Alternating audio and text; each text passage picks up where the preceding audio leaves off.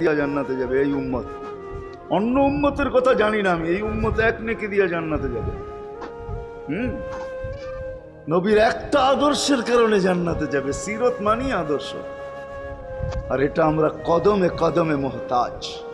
কেননা এই ছোট জীবনটা যদি গ্রহণযোগ্যতা পর্যন্ত পৌঁছাইতে হয় আল্লাহর কাছে, চাই নারী হই, চাই যুবক হই, চাই বৃদ্ধ হই, যেই মানুষই হই না কেন, যেখানেরই হই না কেন, যেই বাসারই হই না কেন, যেই বর্ণেরই হই না কেন, যেই পেশারই হই না কেন, যেই সোসাইটিরই হই না কেন, এই জীবনটাকে যদি গ্রহণযোগ্যতা পর্যন্ত পৌঁছাইতে হয় কার কাছে? দুনিয়া আলাদের কাছে না, মালিকের কাছে, যিনি এক ফোঁটা পানির থেকে অস্তিত্ব দিছেন, যার কাছে আবার আমাদেরকে ফিরা যেতে হবে। পালানের কোনো সুযোগ নাই। এই জন্যই কোরআন আমাদেরকে বোঝায় আইনাল মাফার। আল্লাহ বলতেছে কোথায় ভাগবে তুমি, বলো কোথায় ভাগবে?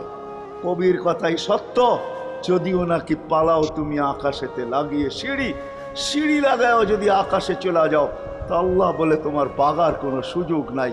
কেননা ইল্লা বি সুলতান, ওইখানেও আমার রাজত্ব, এইখানেও আমার রাজত্ব, ডাইনো আমার রাজত্ব, বামে আগে পিছে উপরে নিচে সর্বত্র আমার রাজত্ব। আমার রাজত্বের বাহিরে যাওয়ার ক্ষমতা তোমাদের নাই। দ্বিতীয় কথা এটো, আইনা আনা মাআকুম আইনা মা কুনতুম, যেখানে যাবে ওইখানে আমি সঙ্গে থাকবো। আমাকে দূর করতে পারবে না। যদি করো তাহলে তুমি থাকবে না, তোমার অস্তিত্বই থাকবে না। কেন আমাদের ভিতরে আল্লাহ নাই বটে, কিন্তু আল্লাহর একটা পাওয়ার আছে যেটাকে রূহ বলে। কুলির রূহ মিন আমরি রব্বি, আল্লাহর একটা পাওয়ার, একটা সিফত, সবচেয়ে শক্তিশালী পাওয়ার যেটা, ওটা আমাদের ভিতরে আল্লাহ ঢুকায় রাখছেন, যেটাকে আমরা রূহ বলি। কোরআনের ভাষায় রূহ বলে, বাংলা ভাষায় আত্মা বলে। আমরা আত্মা বলি, ওটা আল্লাহর হুকুম ছাড়া কিছু না।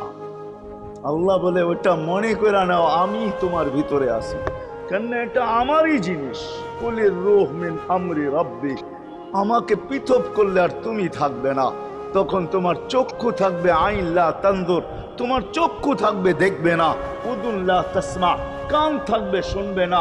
লিসান লা তান্তিক, জবান থাকবে কিন্তু জিহ্বা থাকবে কিন্তু বলবে না। আকলুন লা তুমাইয়িজ, তোমার মগজ থাকবে ভালো মন্দ বুঝবে না। কলব লা তাতাফাক্কার, দিল থাকবে কিন্তু চিন্তা করার ক্ষমতা তোমার থাকবে না। ইয়াত লা তাফতিশ, হাত থাকবে ধরবে না। রিজল লা তামশি, পাও থাকবে চলবে না। তুমি হবে লাশ। লাশ। আল্লাহ পর্যন্ত যদি গ্রহণযোগ্যতা